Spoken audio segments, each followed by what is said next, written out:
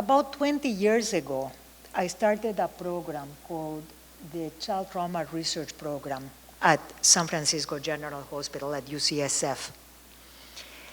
And the point of the program was to persuade adults that children are affected by adversity, by sad circumstances, by traumatic events from the time they are very little, in the first year of life.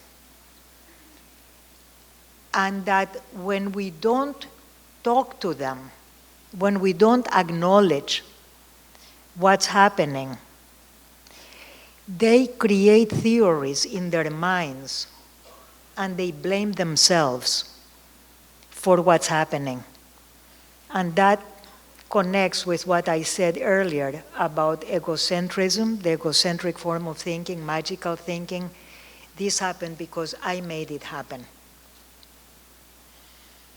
Anything, divorce, fights,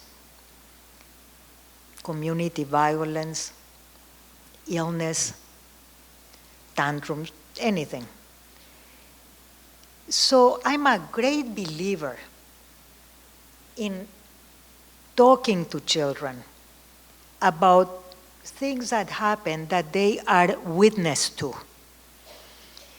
You might remember I said that children at 3 to 5 months of age respond with brain waves that are differential in their sleep, depending on whether they hear angry voices or neutral voices or happy voices. Children are constantly responding to what is happening around them. And moreover, children are constantly scanning our faces and our body language, like that little girl who was sure her father was angry at her because he lost his briefcase, because otherwise, why would his face be so angry? Why would he be moving so fast? And so when they see our worried faces, when they hear our conversations, they are registering it. So I think it's important to tell children things that happen that they are witnessing or privy to in one way or another, either because they're looking at us and they know that we're responding to something, or because they see it on TV, and I suggest that we don't turn the TV on if at all possible, but of course they see it everywhere.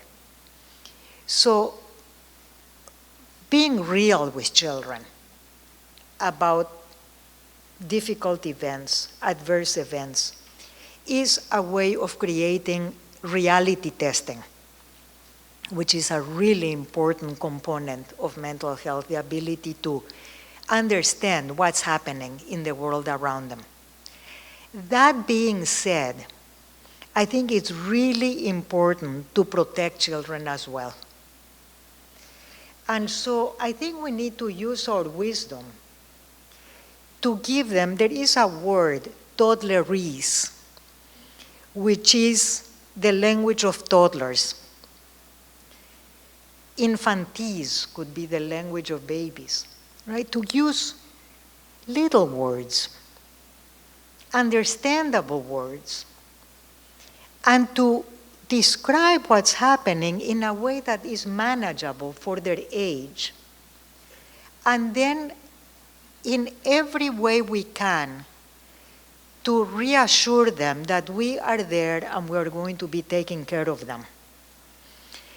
One of the most efficient ways of dealing with the fear of monsters, for example, which is a very common fear in 3 and 4-year-olds, is to go around the house looking under beds and opening closets and then closing them and closing windows and saying, "You stay out of here, monsters. I'm going to chase you wherever you are." And the children really listen to this because we can tell them that monsters don't exist, but they see them in their imagination.